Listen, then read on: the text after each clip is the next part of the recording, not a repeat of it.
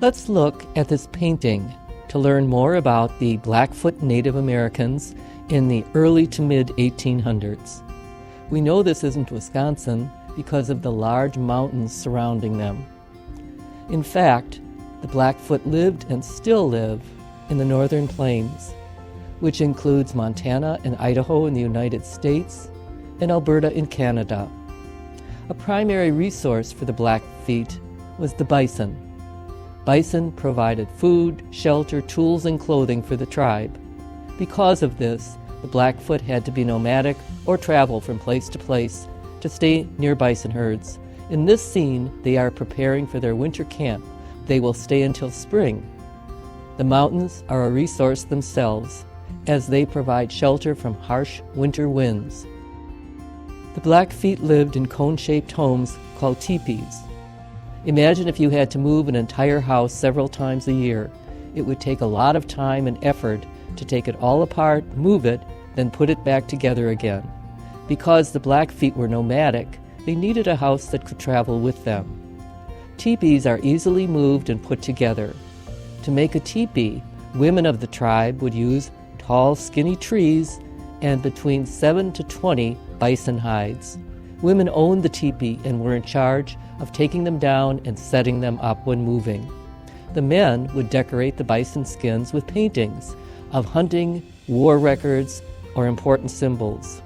If you look inside our teepee display, you'll see a man preparing food over a fire. Teepees had holes in the top for the smoke to escape. It could be covered when it rained. In the painting, you see a woman using a scraper made of metal and bison bone to scrape the bison hide clean of tissue and fat. If the hide was used for a teepee cover or a shield, the skin was soaked and the hair was scraped off as well. If the skin was to be used for clothing or bedding, the hair was left on, like the two women sitting on the bison blanket nearby. The primary source of food for the Blackfeet was the bison. While it could be cooked and eaten fresh, the Blackfeet also had a way to preserve it. Sun-dried strips of bison meat, like the ones drying in this picture, were pounded into pemmican using a pounder like this. Pemmican is a combination of hot fat, marrow, pulverized bison meat, very similar to beef jerky. Berries were often added for flavor.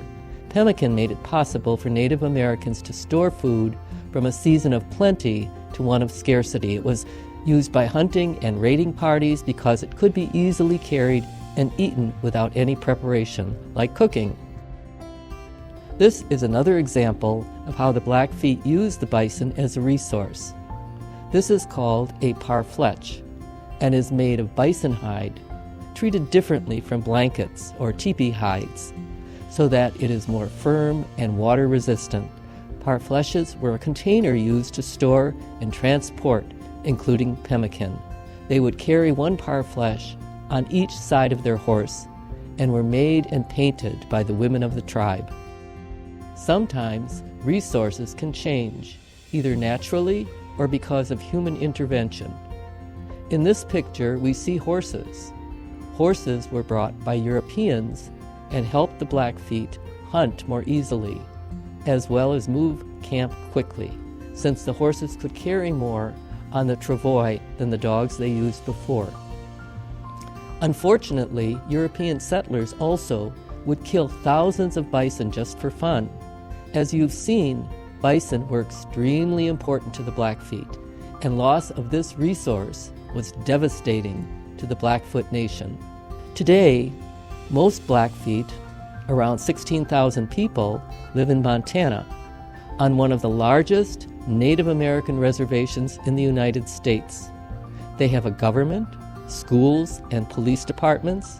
While many live in houses like us, some still choose to live part of the year using the traditional methods of their ancestors. However, teepees made today are typically made from canvas rather than bison pelts.